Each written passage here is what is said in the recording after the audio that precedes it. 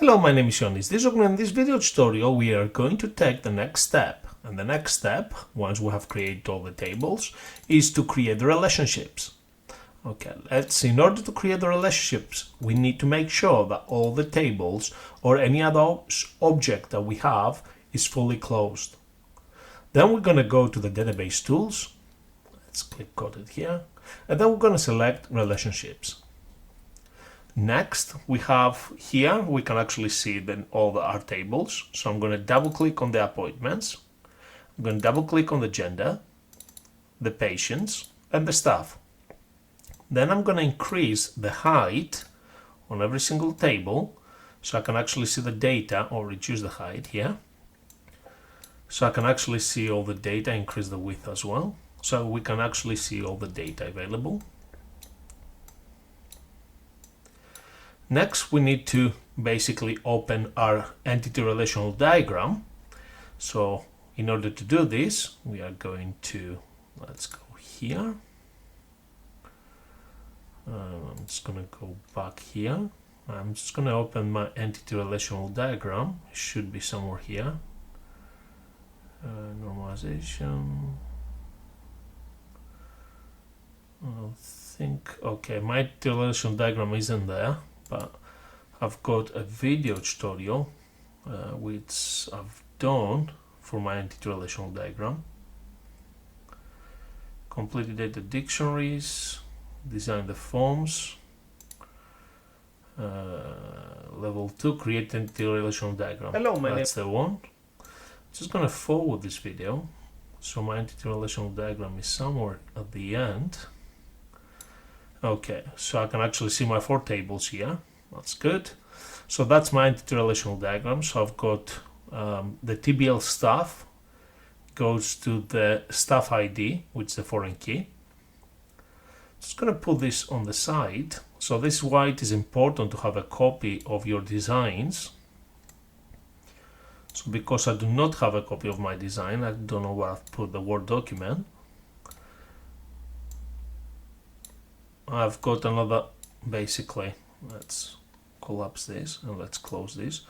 I've got another basically format, which is a video format, which shows me my ERD. Okay. All right. So my TBL stuff, I'm just going to put my TBL stuff here. I'm just going to clone my ERD basically. Then I've got appointments there, and then patients are below there, and then the gender is there. So the staff goes to the staff ID.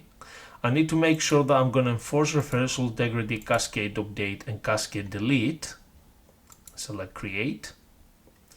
Then the next one is I need the gender ID to go here to the gender ID. Again, I'm going to enforce referential integrity, cascade update, cascade delete. Push this a bit to the side. Let's go a bit further back there. Next, we have the gender ID to the foreign key again. Cascade update, cascade delete. So I'm clicking and dragging the primary key to the foreign key. Next, TBL patients to TBL to patients ID, which is the foreign key here. Cascade update, cascade delete. This is my ERD, and now my ERD looks exactly the same. Let's put that there.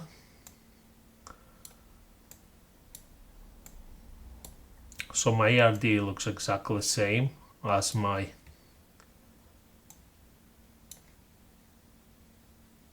let's go a bit smaller there, as my actual relationship window. Okay, so now I've done my relationships. I'm ready to basically start adding data without any issues. Now, before I close this video, before I end this video, what I'm going to show you is why you will not be able to basically apply referential integrity, cascade update, cascade delete. I'm just going to delete this relationship here from the Agenda ID to the patients. So purposely I'm going to break a couple things here so you can actually see why you will not be able to apply referential integrity, cascade update, cascade delete. I'm going to close this window and select yes to save it. Let's maximize this now. So if I go to patients now and I go to the Agenda ID, so I'm just going to put here number 4. Okay. Now ID number 4, Agenda ID number 4 does not exist. So if I go to Agenda here, I've got ID 1, ID 2 and ID 3. I do not have ID 4. So put here ID 4. If I close this and then go to my database tools, relationships window, and I'm going to click and drag now the ID, the primary key, to the foreign key, and I will try to enforce referential integrity, cascade update, cascade delete, and I receive this warning. Okay, this warning basically in a nutshell state that I cannot, the computer, the Microsoft Access cannot enforce referential integrity because there is no integrity between these two tables. And the reason why there is no integrity is because on the foreign table, which is the patients table, I've got a field, a foreign key with an ID number 4. But on the primary table, ID number 4 does not exist.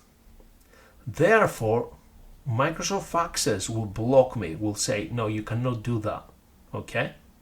So what I need to do, I need to basically go through the patient's data. I need to make sure that the data that I've got here, if I put here 3, exists on the other table.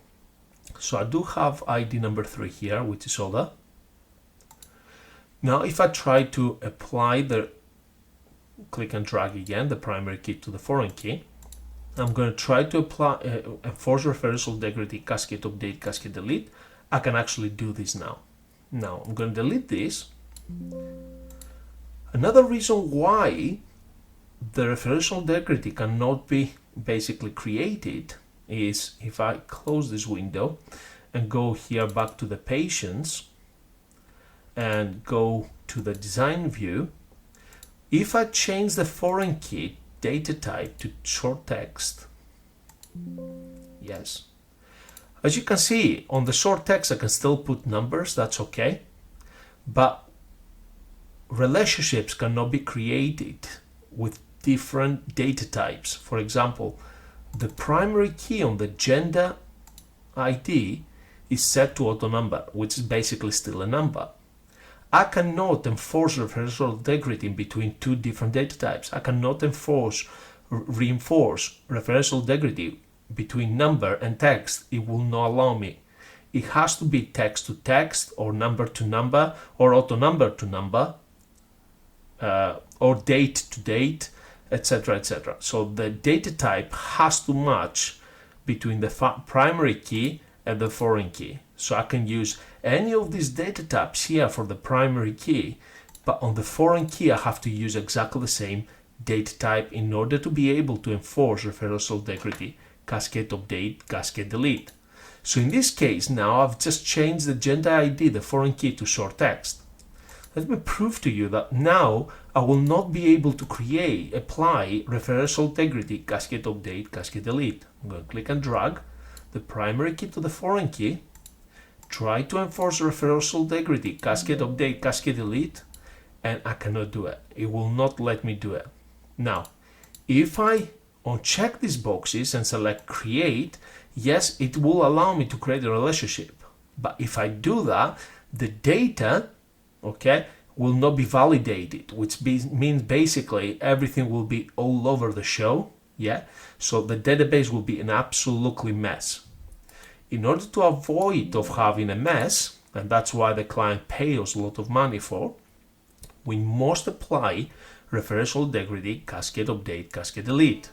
And to do this, we need to make sure that the table, if we open it in design view, the foreign key must have a data type set to number.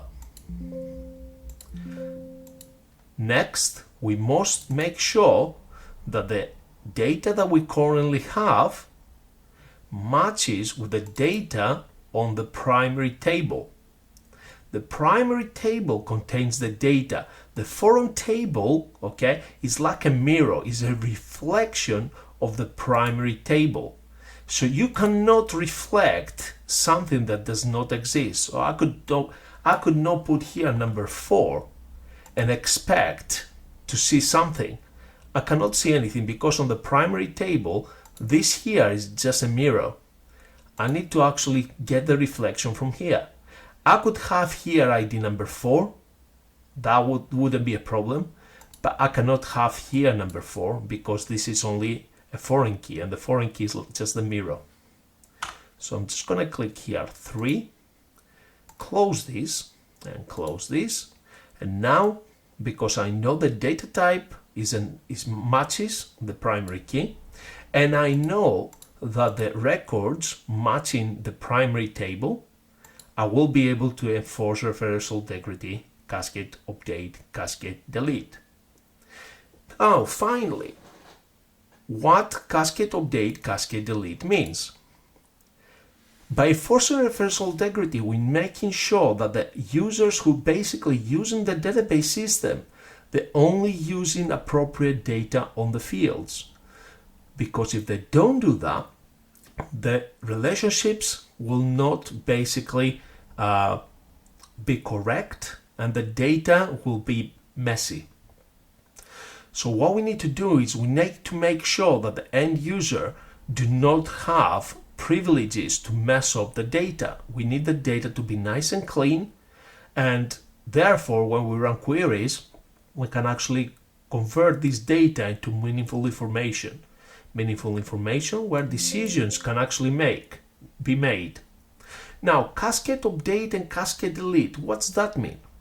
This means that if I check these boxes, these two boxes, if I delete one information, okay, so let me click OK. I'm just gonna show you while I'm explaining so you can actually understand it better.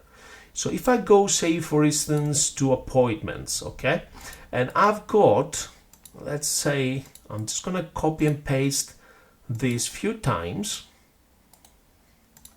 So imagine this customer, okay, this patient with ID number 1. Let's find out the patient. ID number 1 is David Green, okay? Let's say, for instance, David Green had an appointment on the 24th of the 3rd. He had an appointment on the 25th, on the 26th, and on the 27th of the 3rd, okay? And then David Green could have hundreds of records because he's been a client with our practice for many years. So he might have hundreds of appointments, right? Now, if David Green leaves the practice or David Green dies, is no longer needed, his information is no longer needed to be on our database system, okay? Because we cannot make any more appointments with this person because this person have moved to maybe to Greece, okay? Hopefully has not died, has moved to Greece, okay? To spend the rest of his life, you know, in a sunny country, yeah? So what we need to do as a general practice, okay, is go to patients, and basically you can see here all the records here, that all the appointments David has made. I could actually right click here and select delete, okay? And if I click delete, because I have applied enforce reversal integrity, cascade update, cascade delete, because I have applied cascade update, cascade delete, if I go now to my appointments now look nice and clean because we deleted David Green. And as we deleted David Green, anything that relates to David Green in our system automatically is now deleted. Therefore, we keeping we keeping our database nice and clean, okay? And as a result, the performance of our database system is always high. And that's the reason why we apply cascade update, cascade delete. Now, if David Green has changed the information, some of his information has changed. For example, let's say, I'm going to give you another example. Victoria Green just married to Mr. Pink, okay? So now her surname is Pink, okay? So now all her appointments automatically will be updated as well. So all her appointments will basically state that is Miss Pink, Victoria Pink, okay? Because we related all the appointments and everything that within our practice, okay? Because we change it in one location, automatically every single other location within our database system will update the name, her name. Okay. I hope you've learned something new today. I hope you will be able to apply these new skills onto your database system and create solid and professional relationships when you're creating relational databases. Thank you very much for watching. Bye for now.